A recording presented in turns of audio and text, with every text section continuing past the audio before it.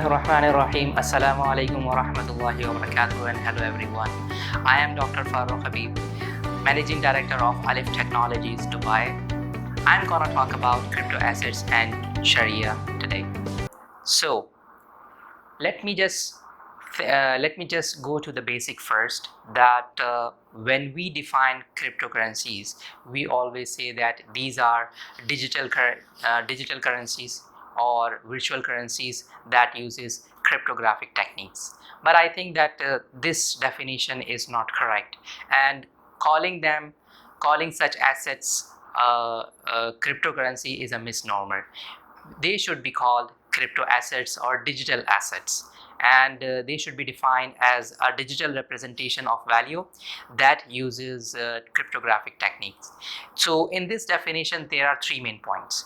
Number one is digital, which means that they are virtual, but it does not mean that they are non-existent or fictitious. Number two is cryptographic technique. As we all know that this technique is being used to make the transaction secured and also to ensure that the platform is safe. The third and the most important point in the definition is value. So from the Sharia perspective, it is very important. Why?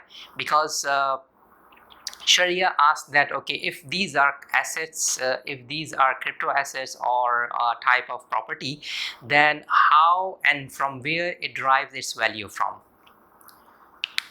So based on that understanding, we can categorize crypto assets into different forms. But initially they can be divided into two. Number one is coins and number two is token. So the coins are a type of asset that derives its value from people's trust, which means that people trust them. That's why people trust the coins, the issuances and the platform. That is why they are valuable. In that sense, they can be used as a store of value and transfer of value, and that is why they can be used as a medium of exchange. But on the other hand, tokens are a type of crypto asset that derives its value from an underlying. Now that underlying can be different. For example,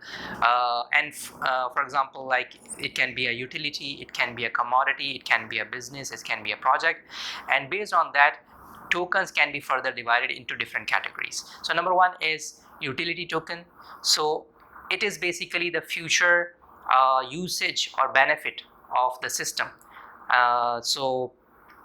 Where the token is driving its value from.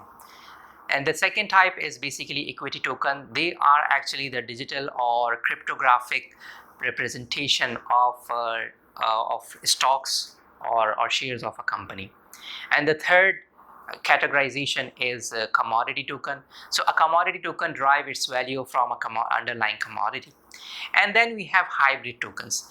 They are the most famous but and the most difficult form of crypto tokens that can in terms of explanation and description, that because they reflect different kind of features, they reflect different kind of properties, and because of that you cannot easily categorize them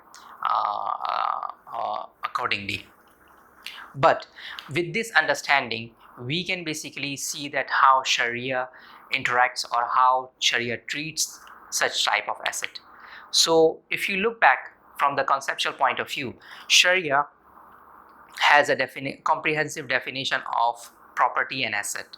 So a property should have at least four main features. Number one is it should have a commercial value.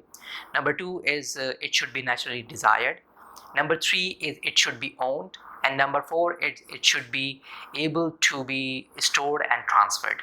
So if these four features are there, then we can say that it's an asset or property. But then Sharia further asks or tells us, guides us that whether a property can be used or cannot be used. So based on that, we have further division. So usable property is something which Sharia allows to derive benefits from, and unusable property is something which Sharia does not allow to benefit from, For example, wine is a property, is an asset, because it has commercial value, it can be stored, it can be owned, but from the Sharia perspective, it is an unusable property. Muslims are not allowed to benefit from it. But on the other hand, like a house, a car, or money is basically a usable asset. So based on this understanding, we can create a comprehensive Sharia compliance or Sharia screening criteria for existing crypto assets, and also for the newly established crypto assets, or even like for the creation of new crypto assets. So in that comprehensive Sharia compliance criteria, we need to check that whether the system design is by default does not have a prohibited element from the Sharia perspective. For example, like it should not have gharar, it should not have riba, it should not have maisir. And the second point is the main legal contracts for the project, for the platform, for the issuance of tokens or coins should be Sharia compliant as well.